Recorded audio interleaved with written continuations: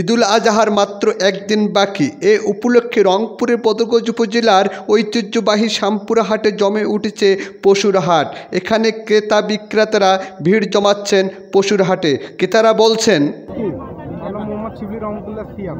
গরু কুরবানি গরু কিনতে আসছেন? জি। কেমন বাজার আজকে?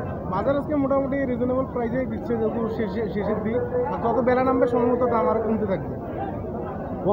কমতে থাকবে আপাতত ঠিকঠাক আছে, হয়তো আশা করতেছি যত সময় গড়াবে তত দাম কমতে থাকবে।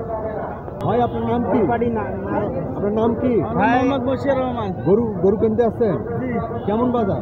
বাজার তো ভালো। আমার নাম রবিউল আলম রবি। আজকে যে কুরবানি হাটের গরু আপনি ক্রয় করতে আসছেন, বাজার কেমন বুঝতেছেন? বাজার আছে মোটামুটি।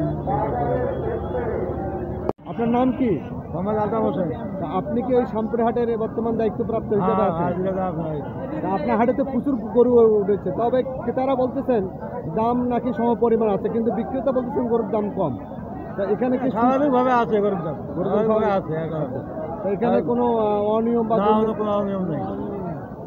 কেউ বলতেছে অতিরিক্ত চাঁদা নেওয়া হচ্ছে।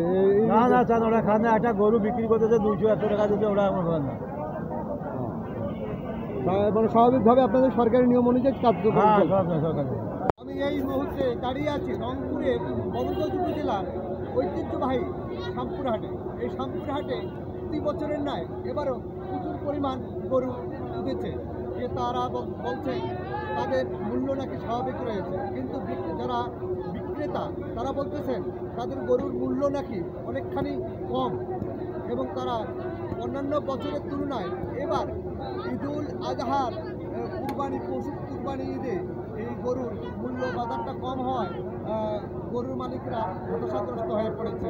এই নাম শামসুজ্জামান, টেলিভিশন।